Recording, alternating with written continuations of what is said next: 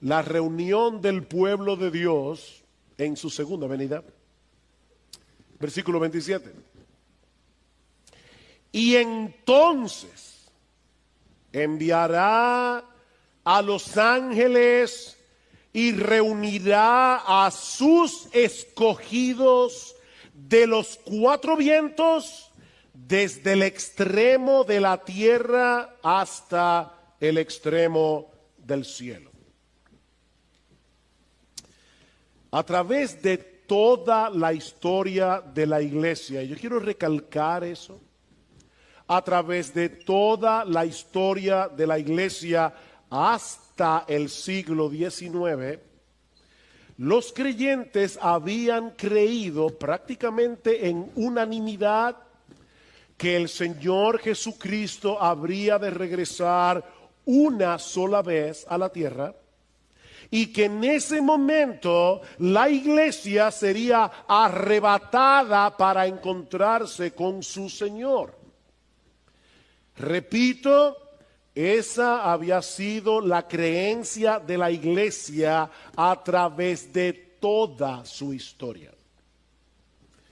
Pero en el siglo XIX surgió una creencia nueva que luego vendría a ser muy popular debido a la proliferación de una Biblia anotada por un abogado y pastor llamado Ciro Ingerson Scofield, publicada en el año 1909, y que sostenía la postura de una venida de Cristo en dos partes. Una secreta antes del inicio de una tribulación que, según esta creencia, duraría 7 años, y una pública inmediatamente después de esa tribulación.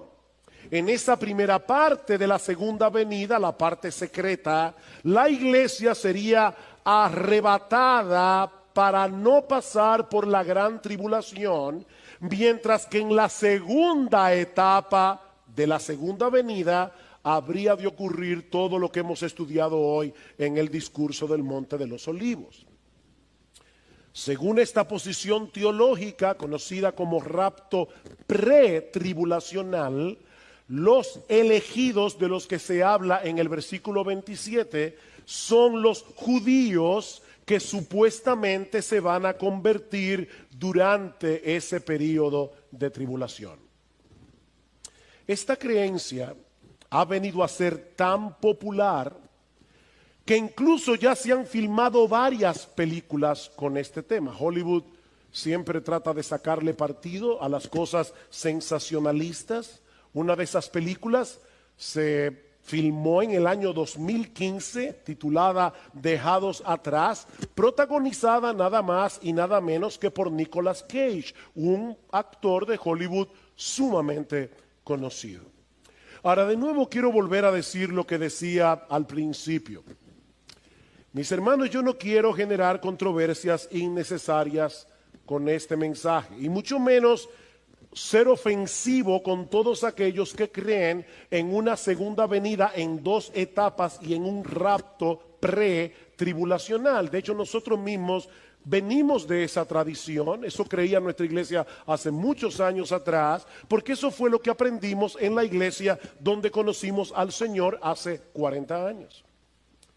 Sin embargo,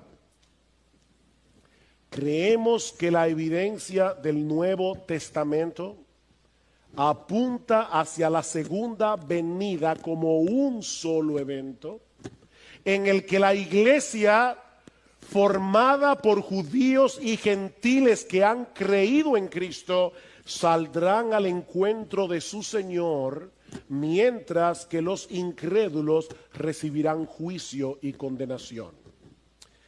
Yo les decía al principio, por favor, sopesen los argumentos bíblicos sin prejuicios. Una doctrina no es falsa por ser novedosa, de la misma manera que una doctrina no es verdadera por ser antigua. Una doctrina es verdadera por ser bíblica. Ahora, cuando hay una doctrina que sale nueva, y esta doctrina del rapto pretribulacional es relativamente nueva, nosotros tenemos que preguntarnos, ¿realmente durante 19 siglos nadie en la iglesia vio esto? Hermanos, ¿qué nos enseña la Biblia? Bueno, yo quiero, por favor, que vayan conmigo en sus Biblias a varios textos bíblicos. Quiero ser tranquilo, lento, quiero que lo veamos. Yo sé que este estudio ha sido muy, ¿cómo puedo decirlo? Muy académico. Pero es que hace mucho que no hablamos de este tema. Y yo necesito que ustedes lo vean. Mateo capítulo 13. Mateo capítulo 13. Recuerden lo que estoy tratando de demostrar. Estoy tratando de demostrar que Cristo viene una sola vez, por segunda vez. Y que es en esa segunda venida que la iglesia será arrebatada y los impíos serán destruidos. En Mateo, capítulo 13, el Señor está explicando a los discípulos la parábola de la cizaña y el trigo. Escuchen la interpretación de Jesús, versículo 37. Respondiendo él les dijo, porque los discípulos le dijeron, Señor, explícanos la parábola de la cizaña del campo. Respondiendo él dijo, el que siembra la buena semilla es el Hijo del Hombre. El campo es el mundo, no la iglesia. Yo no sé cuántas veces yo he oído personas diciendo, en la iglesia hay trigo y hay cizaña. Y es verdad que en la iglesia a veces hay trigo y hay cizaña, pero este pasaje no está hablando de eso. Este pasaje está hablando de que a pesar de que Cristo ya inauguró su reino cuando vino la primera vez, murió en una cruz, ascendió a los cielos y se sentó a la diestra del Padre, Él ya está reinando. Ese reino ya fue inaugurado, pero no ha sido aún consumado. Y es por eso que todavía en su reino hay cizaña. Dice, el campo es el mundo. La buena semilla son los hijos del reino. Las cizañas son los hijos del maligno.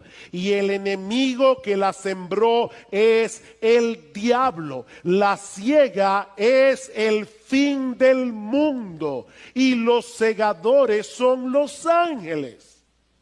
Mateo 24, Marcos 13.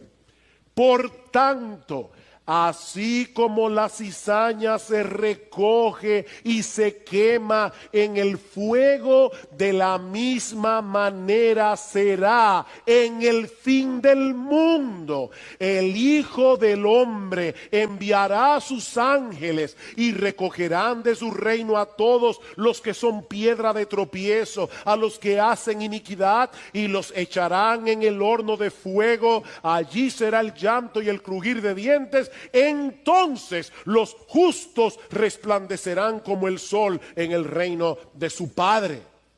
Mis hermanos, ¿cuándo sucederá eso? En el fin del mundo, cuando nuestro Señor Jesucristo regrese en gloria.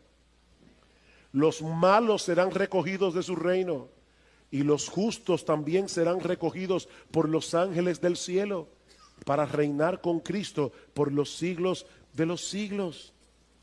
Primera Tesalonicenses capítulo 4.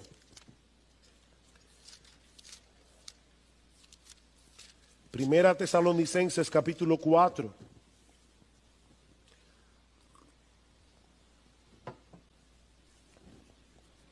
Alguien publicó un video por ahí diciendo que yo no creía en el arrebatamiento. Y hasta hereje me llamaron. Bueno, aprovecho para decir, yo creo en el arrebatamiento de la iglesia. Lo que yo no creo es en un arrebatamiento pretribulacional, pero yo creo en el arrebatamiento de la iglesia porque la Biblia lo dice. Ahora, ¿cuándo sucederá este arrebatamiento? Vean una vez más conmigo. Primera Tesalonicenses 4:13, pero no queremos, hermanos, que ignoréis acerca de los que duermen, para que no os entristezcáis como lo hacen los demás que no tienen esperanza. Porque si creemos que Jesús murió y resucitó, así también Dios traerá con él a los que durmieron en Jesús. Por lo cual os decimos esto por la palabra del Señor, que nosotros, los que estemos vivos y que permanezcamos hasta la venida del Señor, no precederemos a los que durmieron. Pues el Señor mismo descenderá del cielo con voz de mando, con voz de arcángel y con la trompeta de Dios, y los muertos en Cristo se levantarán primero. Entonces nosotros, los que estemos vivos y que permanezcamos, seremos arrebatados juntamente con ellos en las nubes al encuentro del Señor en el aire, y así estaremos con el Señor siempre, no en el aire, sino con el Señor. Por tanto, confortaos unos a otros con estas palabras. Sí, yo sé que ya se acabó el capítulo 4, pero recuerden que la Biblia no se escribió en capítulos, así que sigamos leyendo. Ahora bien, hermanos, con respecto a los tiempos y a las épocas de cuando eso va a ocurrir, no tenéis necesidad de que os escriba nada, pues vosotros mismos sabéis perfectamente que el día del Señor vendrá como un ladrón en la noche. ¿Recuerdan el día del Señor del que habló Pedro?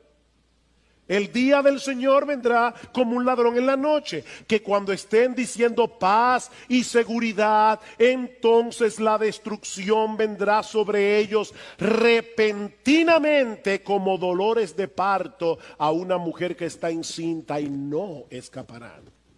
Mis hermanos, cuando yo leo este texto en su contexto, yo no veo una venida pretribulacional 7 años en secreto y luego una venida pública 7 años más tarde en la que los malos serán destruidos. Pablo está hablando aquí de un día del Señor en el que Cristo viene, los muertos resucitan, los creyentes son arrebatados y los impíos son destruidos. Segunda Tesalónica, capítulo 1. Para mí es importante, hermano, que ustedes lo vean. Así que yo me voy a tomar mi tiempo. Segunda Tesalonicenses capítulo 1, versículo 6. Porque después de todo es justo delante de Dios retribuir con aflicción a los que os afligen y daros alivio a vosotros que sois afligidos, y también a nosotros cuando el Señor Jesús sea revelado desde el cielo con sus poderosos ángeles en llama de fuego. ¿Ven ustedes, hermanos? Jesús viene y dice Pablo, Él le dará alivio a los creyentes y los impíos serán destruidos. Versículo 8, dando retribución a los que no conocen a Dios y a los que no obedecen al evangelio de nuestro Señor Jesús. Estos sufrirán el castigo de eterna destrucción, excluidos de la presencia del Señor y de la gloria de su poder. ¿Cuándo? Cuando Él venga para ser glorificado en sus santos en aquel día y para ser admirado entre todos los que han creído. ¿Dos venidas o una sola?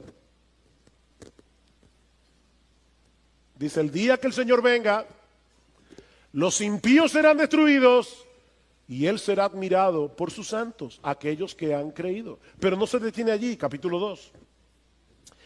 Pero con respecto a la venida de nuestro Señor Jesucristo y a nuestra reunión con Él, de paso el verbo, la palabra que se usa allí, reunión, tiene la misma raíz que la que usa Cristo en Marcos 13, cuando dice que los ángeles reunirán a sus escogidos. Se está hablando aquí del arrebatamiento. Dice, con respecto a la venida de nuestro Señor Jesucristo y a nuestra reunión con Él. ¿Cuál es la teoría del rapto pretribulacional? Viene Cristo en secreto, se lleva a su iglesia y el anticristo comienza a perseguir a los creyentes. 7 años más tarde viene el Señor. ¿Pero es eso lo que enseña este texto? Vean conmigo de nuevo. Con respecto a la venida de nuestro Señor Jesucristo y a nuestra reunión con Él, os rogamos, hermanos, que no seáis sacudidos fácilmente en vuestro modo de pensar, ni os alarméis, ni por espíritu, ni por palabra, ni por carta, como si fuera de nosotros, en el sentido de que el día del Señor ha llegado. Que nadie os engañe en ninguna manera, porque no vendrá sin que primero venga la apostasía y sea revelado el hombre de pecado, el hijo de perdición. Pablo dice, Cristo no vendrá hasta que eso suceda. Y dice en el versículo 8, y entonces será revelado ese inicuo a quien el Señor matará con el espíritu de su boca y destruirá con el resplandor de su venida. Vuelvo y repito, mis hermanos, no quiero ofender a los que han creído y creen en una venida de Cristo en dos etapas y en un rapto pretribulacional, pero mis hermanos, lo que yo veo en la Biblia, en el Nuevo Testamento, es que Cristo viene una sola vez. Los suyos serán arrebatados y vienen con Cristo a una tierra nueva y a un cielo nuevo, cuando ya los impíos hayan sido completamente destruidos. Esto encaja perfectamente con la enseñanza del Señor en el discurso del Monte de los Olivos. Cuando nuestro Señor y Salvador regrese en gloria, Él enviará a sus ángeles para que recoja su trigo en el granero y la paja sea quemada en un fuego que nunca se apagará.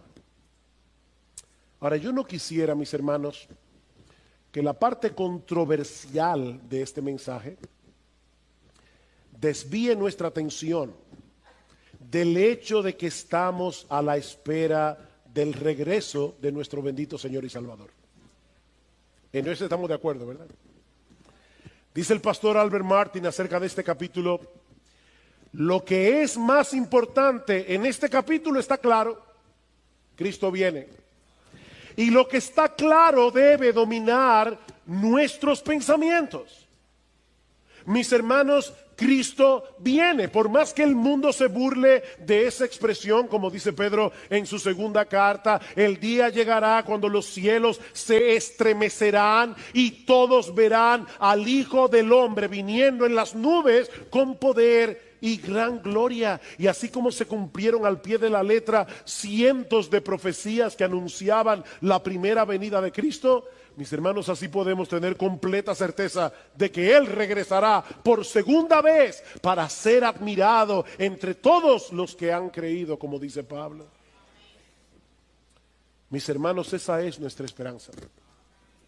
Esa es nuestra esperanza, que algún día estaremos físicamente con nuestro Señor y Salvador para no separarnos de Él nunca más. Mis hermanos, nuestra esperanza no es ir al cielo y ver las puertas de perlas y caminar por la calle de oro. No, mis hermanos, nuestra esperanza es estar con Jesús, que en este momento está en el cielo. Hablando de los creyentes en Tesalónica, Pablo les dice que ellos se habían convertido de los ídolos a Dios. ¿Para qué? Para servir al Dios vivo y verdadero y esperar de los cielos a su Hijo. ¿Tú escuchaste eso? La verdadera conversión consiste en dos cosas.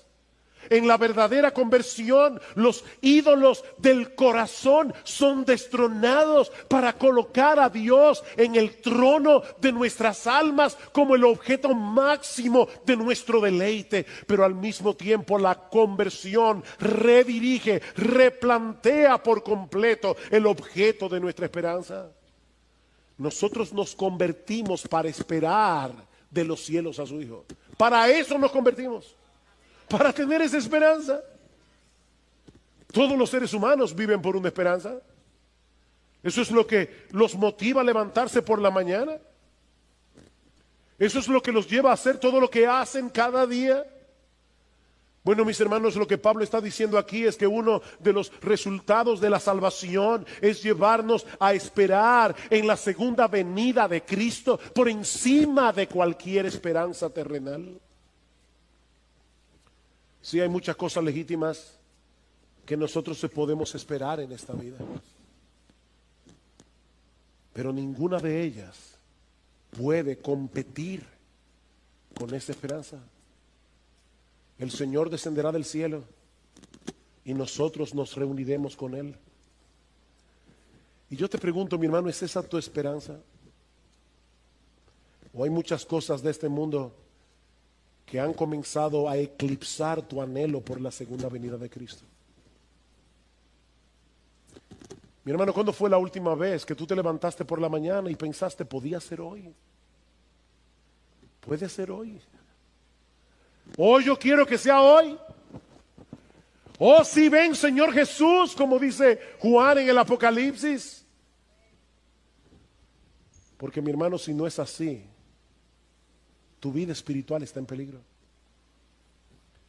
Si tú no estás viviendo a la luz de la esperanza de la segunda venida, mi hermano, tu vida espiritual está en peligro. Pablo dice en Tito capítulo 2, me encanta este pasaje, que la gracia de Dios se ha manifestado para salvación a todos los hombres, enseñándonos que renunciando a la impiedad y a los deseos mundanos, vivamos en este siglo sobria, justa y piadosamente. Dice John Piper, hay personas que dicen, es que los cristianos que viven esperando la segunda venida se olvidan de las cosas aquí abajo. No. Esperar la segunda venida nos motiva a estar activos en la iglesia, nos motiva a predicar el evangelio, nos motiva a buscar la gloria de Dios en todo lo que hacemos, aún en nuestras vocaciones terrenales. No, dice Piper, el problema no es que nosotros estemos pensando demasiado en el cielo, es que estamos pensando demasiado en el mundo. Dice que la gracia de Dios nos enseña a renunciar a la impiedad y a los deseos mundanos y vivamos en este siglo sobria, justa y piadosamente, aguardando la esperanza bienaventurada y la manifestación gloriosa de nuestro gran Dios y Salvador Jesucristo. ¿Saben por qué muchas veces los que profesan ser cristianos se ven tan mundanos? Bueno, en muchos casos es porque no son cristianos, pero en otros casos es porque han perdido de vista la segunda venida del Señor, la segunda venida de Cristo. ¿Cómo debería vivir un cristiano que se levanta todos los días de su vida diciendo, Señor, estas próximas 24 horas las voy a vivir como si fuera a encontrarme contigo al final del día? ¿Cómo viviría un cristiano? Mis hermanos, ¿por qué el mundo nos atrae tanto? Porque hemos perdido de vista esa esperanza, la esperanza de estar con nuestro Señor. Eso es lo que motiva al creyente a vivir en santidad. Eso es lo que motiva al creyente a hacer buenas obras. El hecho de aguardar esa esperanza bienaventurada. Algún día estaremos con nuestro Señor y echaremos nuestras coronas a sus pies en eterna gratitud por habernos comprado con su sangre y por habernos atraído hacia Él con cuerdas de amor. ¿Se dieron cuenta cómo dice Pablo en 2 Tesalónica 2:1, la venida de Cristo y nuestra reunión con Él? No es una película fantástica la que estamos, yo quisiera ver cómo los cielos se enrollan como un pergamino. Olvídate de eso. Esas son las cosas que acompañarán la segunda venida, pero eso no es importante. Lo importante es que Cristo viene y nosotros estaremos con Él. Nuestra reunión con Él, dice Pablo, y así estaremos siempre con el Señor. Y añade, alentaos unos a otros con estas palabras. ¿Cuándo fue la última vez, mi hermano, que tú te acercaste a un creyente en aflicción y le dijiste, mi hermano, estoy sufriendo contigo?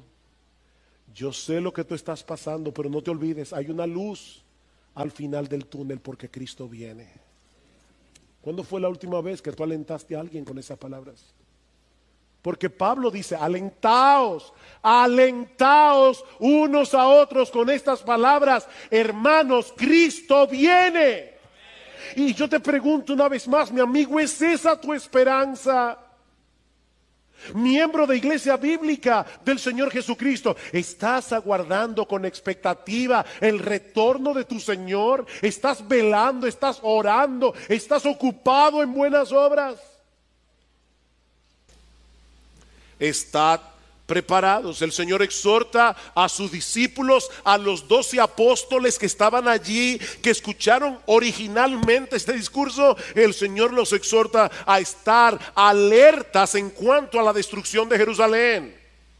Versículos 28 al 31. Pero a partir del versículo 32, Cristo exhorta a su iglesia en general a estar preparados para su regreso, porque no sabemos cuándo será. Con esto en mente, veamos ahora la primera parte de este pasaje, versículo 28. De la higuera aprended la parábola. Cuando ya su rama está tierna y brotan las hojas, sabed que el verano está cerca. Tan pronto comienzan a brotar las ramas y las hojas de la higuera, es un indicativo de que el verano está cerca. Y de paso, mis hermanos, no hay que buscarle las 5 patas al gato. Algunas personas dicen, la higuera es Israel, y por lo tanto allí está hablando de cuando Israel vuelva a constituirse como nación. Y eso sucedió en el año 1948 con una resolución de la ONU. Entonces iban a pasar 40 años para la venida del Señor. Así que algunas personas geniales, guruses de la profecía, dijeron: Cristo viene en el año 1988. Estamos en el 2017 y no ha vuelto. Mis hermanos, la higuera allí no significa otra cosa que una mata de higuera. De hecho, si buscan el pasaje paralelo en el Evangelio de Lucas, verán que dice: de la higuera y de los otros árboles aprended la parábola. No hay nada especial en la higuera aquí. Es simplemente una observación de sentido común, que iba a ser entendida por todas las personas que vivían en esa región del planeta. Pues de la misma manera, dice el Señor, tan pronto viereis la abominación desoladora puesta donde no debe estar, como dice en Marcos capítulo 13 versículo 14, cuando viereis que la ciudad de Jerusalén está siendo sitiada, como dice en Lucas capítulo 21 versículo 20, sabed que la destrucción está cerca. Sabed que la destrucción está cerca. Como decía hace un momento, mis hermanos, esta información era necesaria porque algunos de ellos estarían vivos en ese momento. Versículo 30, de cierto os digo que no pasará esta generación hasta que todo esto acontezca. Y la frase con que se introduce esta declaración, que se traduce en nuestras Biblias como desierto, es la palabra amén.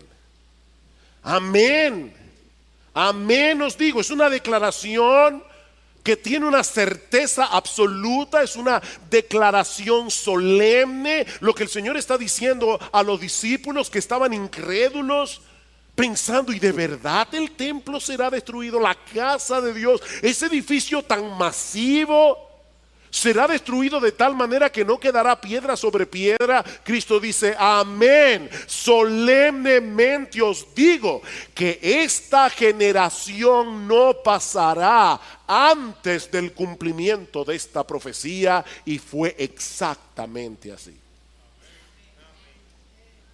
Varios de los apóstoles serían testigos presenciales de esta calamidad que habría de acontecerle a la nación de Israel en el año 70.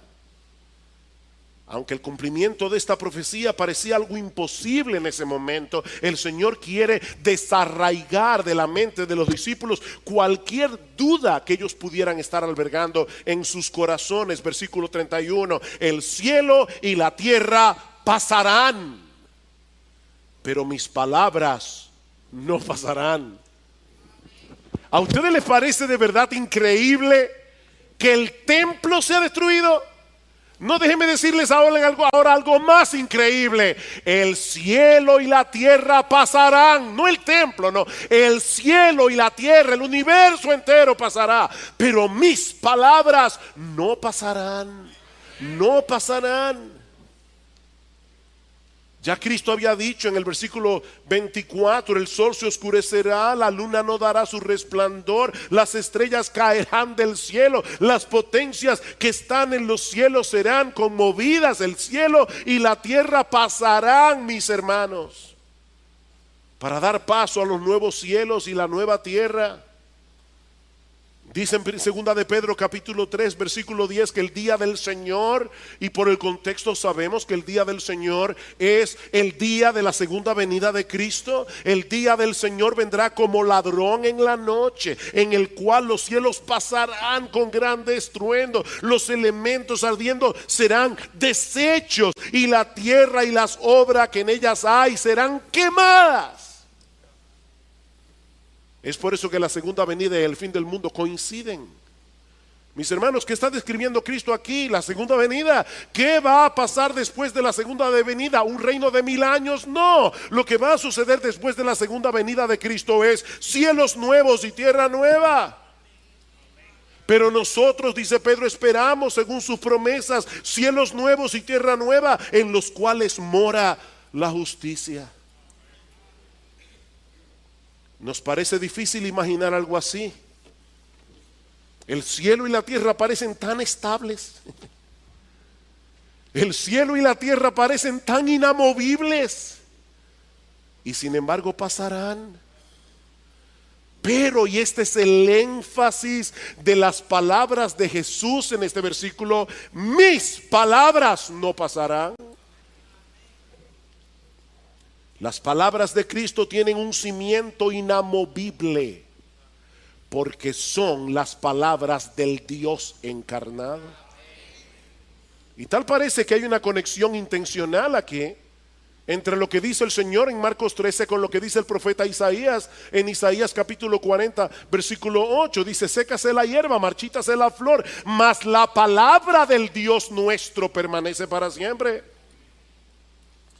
La palabra de Cristo es la palabra de Dios, porque Cristo es Dios. Y esa palabra es segura, porque Dios es eterno, porque Dios es veraz, porque Dios es fiel, porque Dios es inmutable, porque Dios tiene todo el poder para hacer lo que Él quiere hacer. Así que cuando Dios dice esto va a suceder, mira, tú puedes estar completamente seguro, eso va a suceder. Así que no solo Jerusalén y el templo serían destruidos, tal como Jesús lo había predicho. No, todo el universo experimentará un cataclismo cuando nuestro Señor y Salvador regrese en gloria. Y mi amigo, déjame decirte algo, ya lo primero se cumplió. Ya Jerusalén fue destruida, ya el templo fue destruido, ya los judíos fueron castigados y enviados a todas las naciones, eso ya pasó. Y Jerusalén ha sido hollada por los gentiles, eso ya pasó. Llegó el tiempo de los gentiles, el tiempo del evangelio abierto para los gentiles, eso ya pasó. Así que tú puedes estar completamente seguro de que lo otro pasará también. Nuestro Señor Jesucristo volverá. Y de ahí la exhortación o las exhortaciones que encontramos en los versículos 32 al 37, versículo 32. Pero, de aquel día y la hora nadie sabe. En cuanto a la destrucción de Jerusalén, no se preocupen, no pasará esta generación hasta que todo esto pase. Ustedes verán la abominación desoladora. Jerusalén será sitiada de ejércitos. Ahora, en cuanto a aquel día, al día de mi segunda venida, el día y la hora nadie sabe, ni aun los ángeles que están en el cielo, ni el Hijo, sino el Padre. Mirad, velad y orad, porque no sabéis cuándo será el tiempo. Miren, mis hermanos, el Señor no pudo haber sido más explícito en este pasaje en cuanto al hecho de que su segunda venida está velada para todo el mundo, excepto para el Padre. excepto para el Padre. El texto comienza con una declaración general, pero de aquel día y la hora nadie sabe. Pastor, ¿y qué significa en griego la palabra nadie? ¿Significa nadie? Nadie. ¿Quién lo sabe? Nadie. A nadie le ha sido revelado por el Padre el tiempo de la segunda venida. A pesar de eso, a lo largo de la historia siempre han aparecido individuos que claman tener ese conocimiento. Y algunos son tan geniales que para no parecer que están violando la clara declaración del Señor, aquí dice, no, no, no. Lo que no se puede saber es el día y la hora, pero sí se puede saber el mes o el año.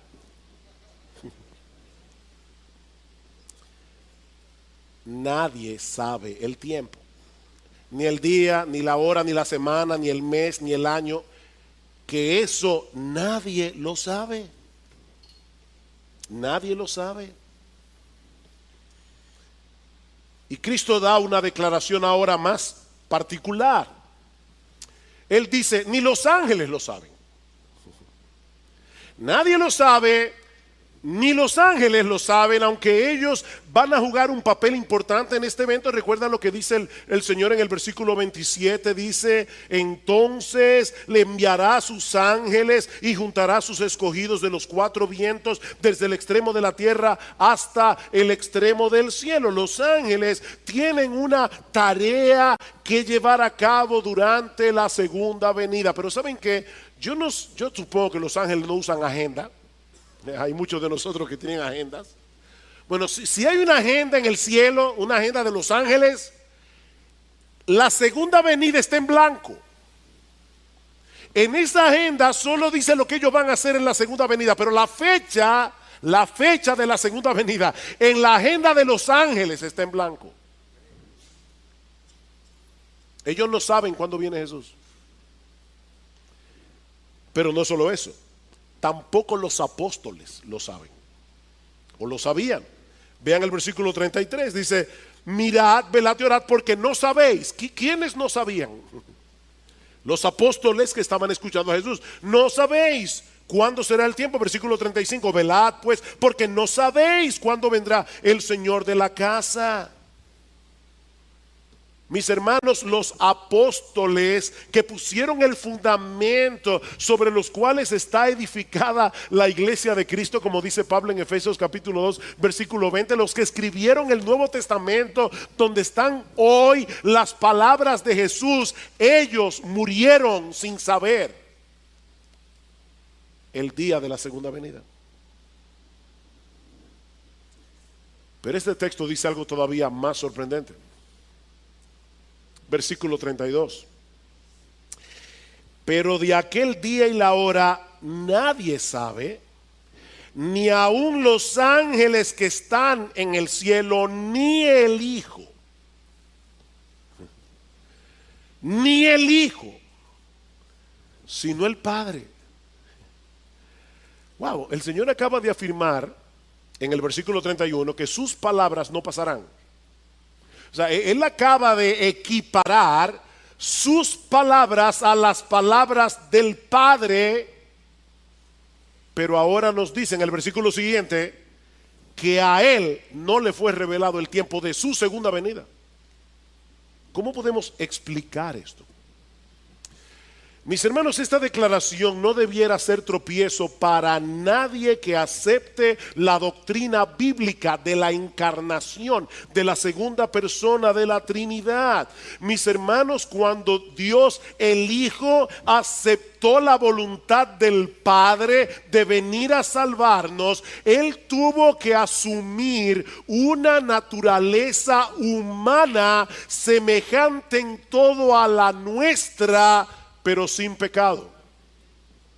Cristo era 100% Dios y 100% hombre. Él poseía en su persona todas las características que hacen que Dios sea Dios y todas las limitaciones que son propias del ser humano. Una sola persona, dos naturalezas. Sin mezcla, sin confusión, Cristo era Dios y era hombre. Eso es un misterio, mis hermanos. Pero eso es lo que se revela claramente en las escrituras del Nuevo Testamento. Cristo no se hizo menos Dios al hacerse hombre, pero tampoco era una especie de Superman por el hecho de que era Dios. No, no, no, mis hermanos. Él se hizo hombre con todo lo que eso implica, excepto el hecho de que él nunca pecó. Porque de no haber sido así, él no habría podido dar su vida por nosotros en la cruz del Calvario, porque Dios no puede morir. Dios no puede morir. Pero el Señor Jesucristo expiró en la cruz. No fue un simulacro de muerte lo que él experimentó allí. No. Jesús experimentó una muerte real y verdadera como cualquier otra muerte. Predicando en el pórtico de Salomón, en Hechos capítulo 3, versículo 15, Pedro acusa a los judíos de haber matado al autor de la vida. Ese texto siempre me ha chocado.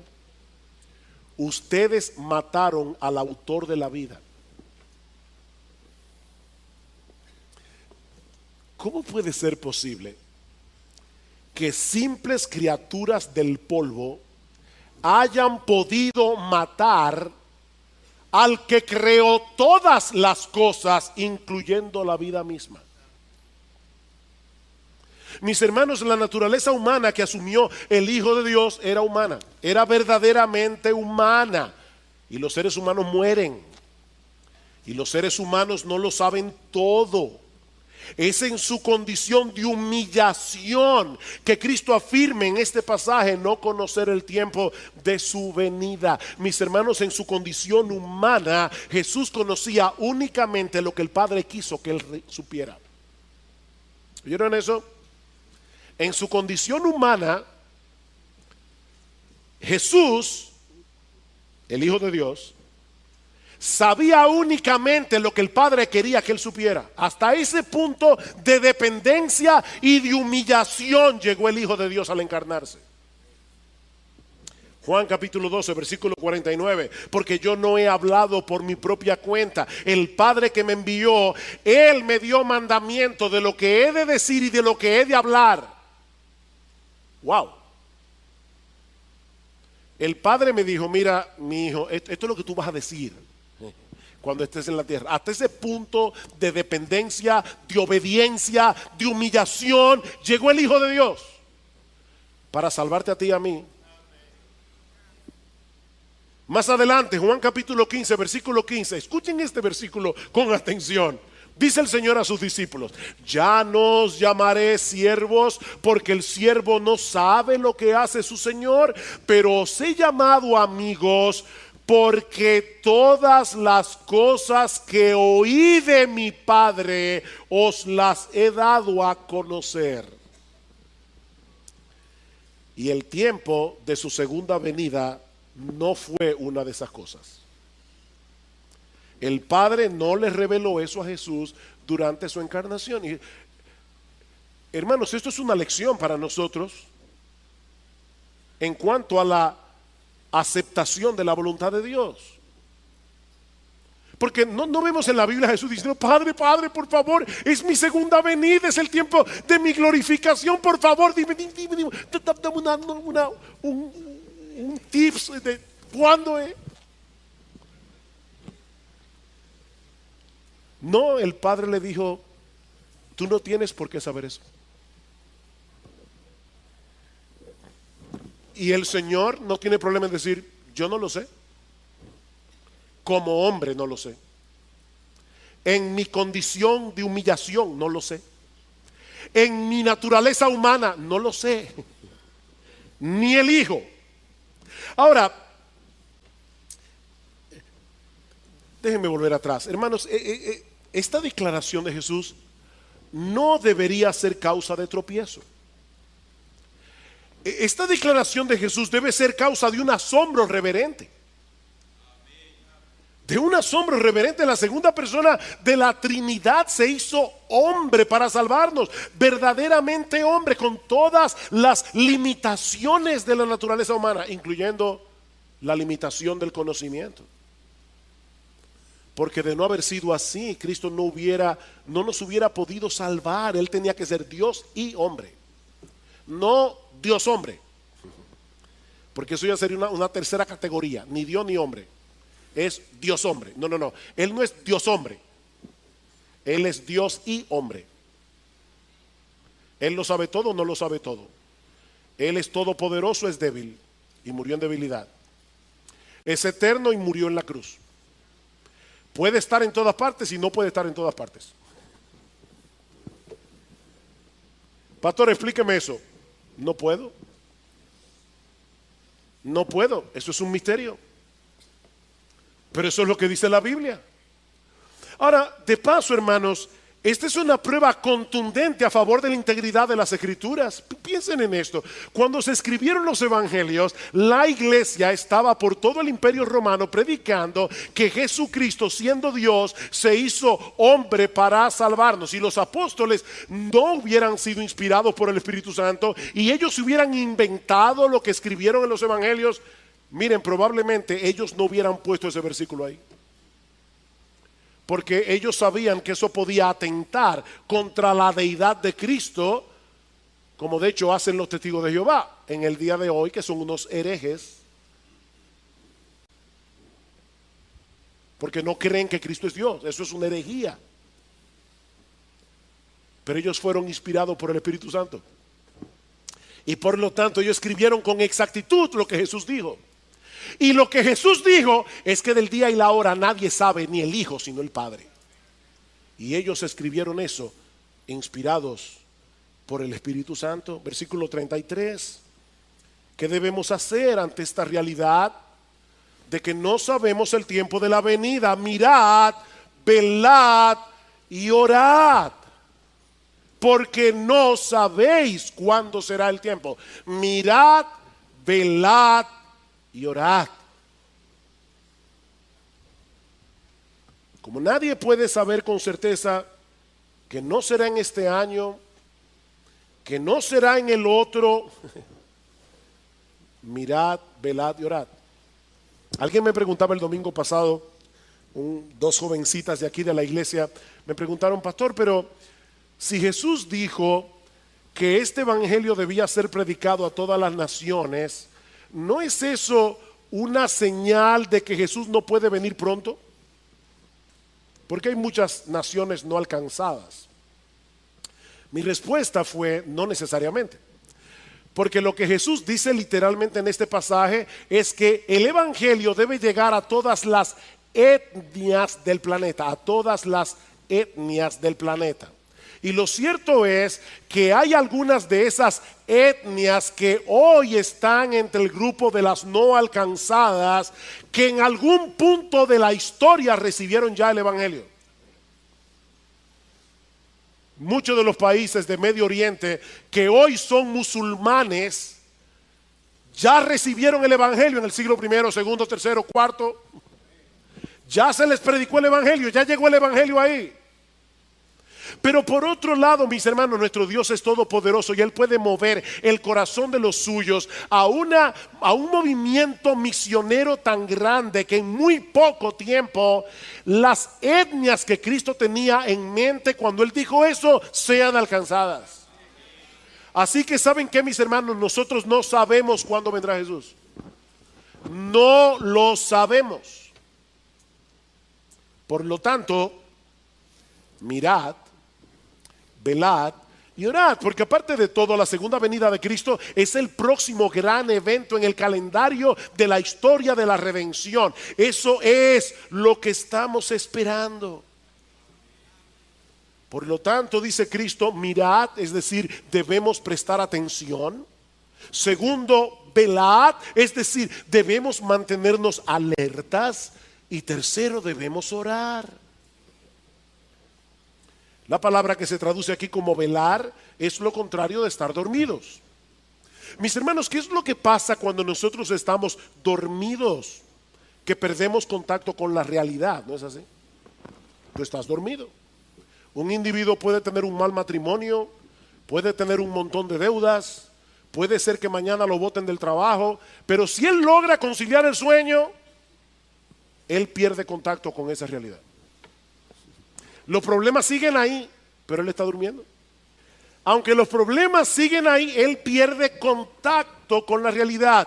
Mis amados hermanos, miembros de Iglesia Bíblica del Señor Jesucristo, eso es precisamente lo que ocurre con aquellos que están dormidos espiritualmente. Están rodeados de peligros, peligros que amenazan su vida espiritual, peligros que amenazan su utilidad en el reino, pero ellos están ajenos a esa realidad. Ellos están durmiendo. De ahí la exhortación de Jesús. Presten atención, despiértense de ese sopor espiritual. Y es importante, hermanos, notar que estas tres palabras, mirad, velad y orad, están en presente imperativo. ¿Y eso qué significa? Primero, que es una orden, y en segundo lugar, que implican un esfuerzo consciente y constante de nuestra parte. Esto no se hace por inercia. Esto es algo, mi amado hermano, mi amada hermana, que tú y yo tenemos que hacer de manera intencional. Debemos hacer esto de manera intencional. Es por eso que la oración está incluida aquí, porque es imposible evitar las distracciones del mundo si no es en dependencia del Espíritu de Dios. Oren. Oren, mis hermanos. Nosotros debemos vivir a la espera del regreso de nuestro Señor. Nosotros debemos colocar ese evento en letras rojas en todas las páginas de nuestra agenda. Tú tienes una agenda, ponlo ahí en el top en letra roja. Cristo viene, Cristo viene, Cristo viene. Todos los días de tu agenda, Cristo viene, y yo estoy aquí para esperar a mi Señor. Versículo 34. Es como el hombre que yéndose lejos dejó su casa y dio autoridad a sus siervos y a cada uno su obra, y al portero mandó que velase.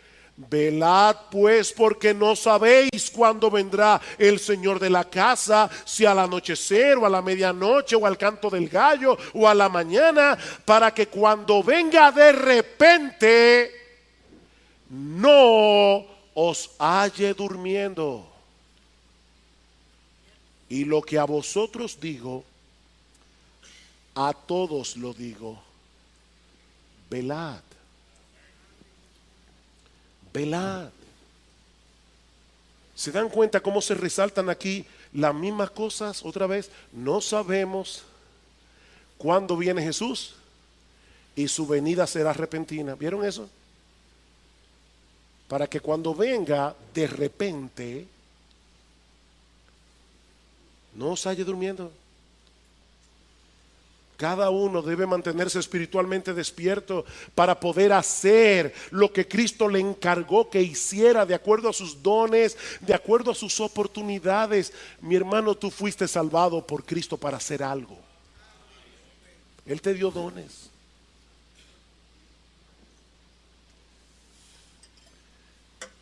El papá de una hermana de nuestra iglesia tenía una empresa que era vigilada por 2 guardianes nocturnos. Como él no quería que se durmieran, y de paso yo no estoy haciendo aquí un juicio de valor sobre este hecho, pero como él no quería que se durmiera, me contaba esta hermana que su papá instaló un sistema en los 2 extremos del área que ellos debían vigilar. Y ellos tenían que moverse todas las noches y ponchar tarjeta cada 15 minutos.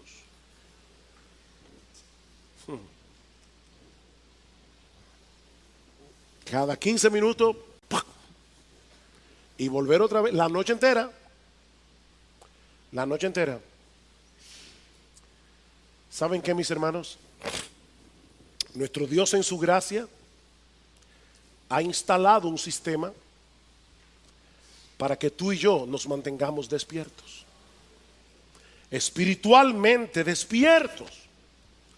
Nuestro Dios nos ha dado todos los recursos espirituales que nosotros necesitamos, pero ¿sabes qué, mi queridísimo hermano, hermana de IBCJ? Nadie puede hacer uso de esos recursos por ti.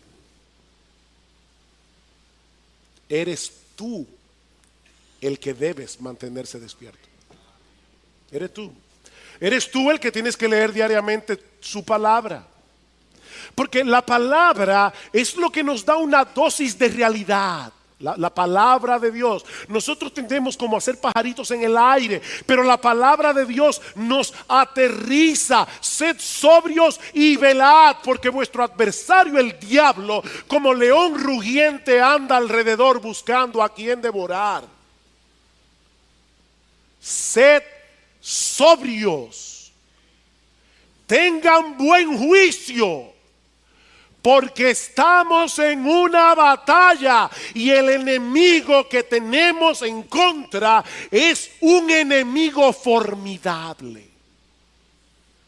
Sed sobrios.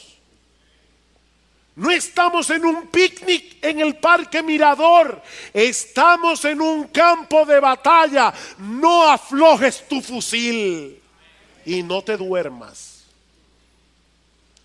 que te pueden dar un tiro en la cabeza cuando menos te lo esperas. Sed sobrios y orad, porque es a través de la oración que nosotros obtenemos la ayuda necesaria para enfrentar al enemigo. Mi hermano, tú quieres permanecer despierto, mantente cerca de la palabra, mantente cerca de la oración, porque no hay otra manera. Pero tampoco te alejes de la iglesia. Tampoco te alejes de la iglesia. Hay muchos que creen que pueden vivir sus vidas cristianas independientes de los demás. Pero mis hermanos amados, Dios no diseñó la vida cristiana para que funcione en aislamiento. Dice el autor de la carta a los Hebreos, y está advirtiendo precisamente en contra de la apostasía, dice: mantengan firme y sin fluctuar la profesión de nuestra esperanza, porque fiel es el que prometió. ¿Saben lo que dice inmediatamente después? Y consideremos unos a otros para estimularnos al amor y a las buenas obras, no dejando de congregarnos como algunos tienen por costumbre, sino exhortándonos, y tanto más cuando veis que aquel día se acerca. Ante la realidad de que nos acercamos cada vez más al encuentro de nuestro Señor, no dejemos de congregarnos, para que podamos estimularnos unos a otros al amor y a las buenas obras. Necesitamos el cuerpo de Cristo para mantenernos alertas, para mantenernos despiertos. Necesitamos exponernos a la predicación de la palabra. Necesitamos exponernos a las ordenanzas del Señor, como lo haremos esta noche, celebrando la Santa Cena. Oh, mis hermanos, despojémonos de todo peso y del pecado que nos asedia, para que podamos seguir corriendo con paciencia la carrera que tenemos por delante, porque muy pronto veremos a nuestro Señor. Despierta, mi hermano, si estás durmiendo. Despierta. Mantente alerta si estás despierto, pero no dejes de velar. Coloca delante de tus ojos ese día señalado en la agenda de Dios, para que nada te distraiga. Cristo viene. Oh, Cristo viene. Y levantarse cada mañana diciendo: ojalá fuera hoy. Ojalá fuera hoy. Hay veces que por razones ministeriales uno tiene que salir de viaje sin la esposa. Y cuando ya se acerca el día del vuelo de regreso a casa, uno está a veces tan emocionado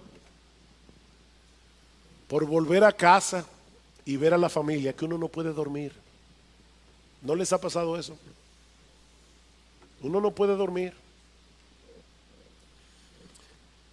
Nuestro bendito Señor vuelve. Y nosotros estaremos para siempre con Él. Dice en Hebreos capítulo 9 versículo 28 que Cristo, habiendo sido ofrecido una vez para llevar los pecados de muchos, aparecerá por segunda vez sin relación con el pecado, para salvación de los que ansiosamente le esperan, dice el texto literalmente. Los que ansiosamente le esperan. Ese tipo de espera es lo opuesto al olvido. Ese tipo de espera es lo opuesto a la apatía. Es lo opuesto al descuido. Es lo opuesto a la distracción. Y yo te pregunto, mi amado hermano, ¿estás esperando ansiosamente a tu Señor? Ansiosamente, aguardando intensamente ese bendito día en que nos encontraremos con Él y veremos su rostro. ¿O te has dejado arropar por el olvido, la apatía, el descuido, la distracción por las cosas de este mundo? Escuche estas palabras de Pablo en Romanos 13.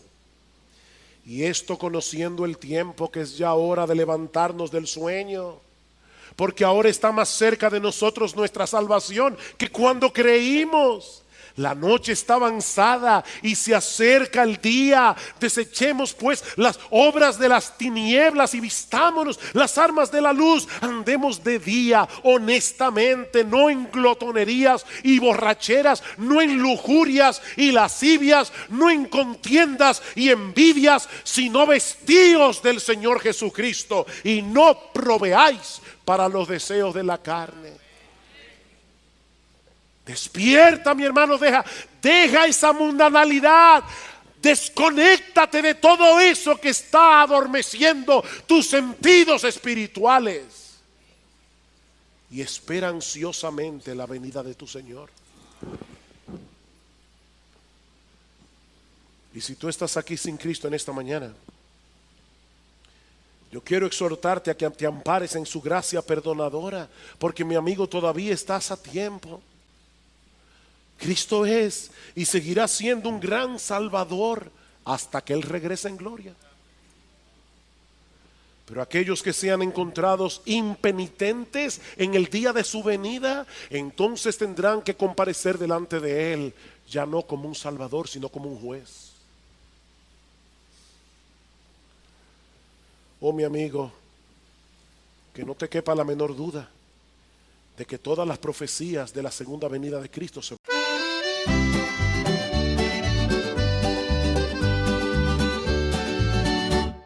Lasciati scendi un mele tu, un sole che scuria trairà.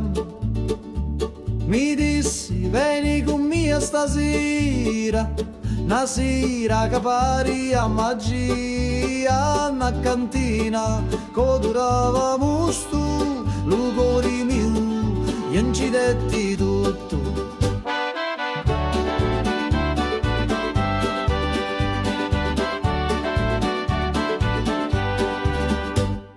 Gira chiagnina lenta e sorda, e giro frasso che canta ancora, che non è vino rosso come fuoco, ambivio frasso, scordavo loco, manichini, dove speranza, da sta terra tutto danza.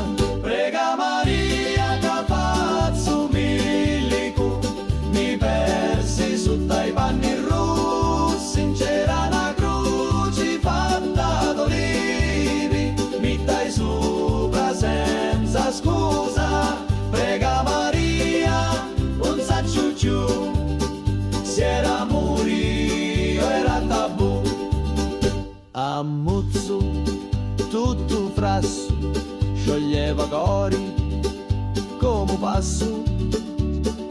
Tu c'era notte in vento con una luna senza pentimento, una voce mi chiamava tu funno, scendi ancora un perdi sto mondo.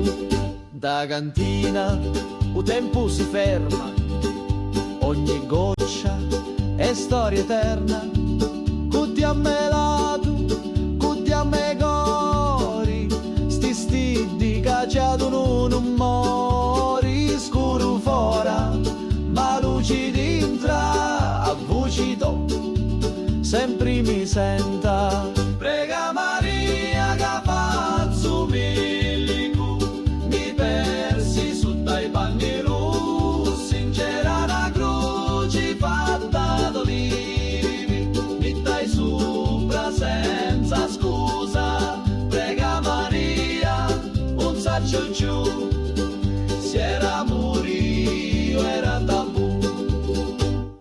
Lassati mi scigno meletu, ogni volta, ogni giornata, a ti attorno in ta cantina, con vino speranza e una picca rovina.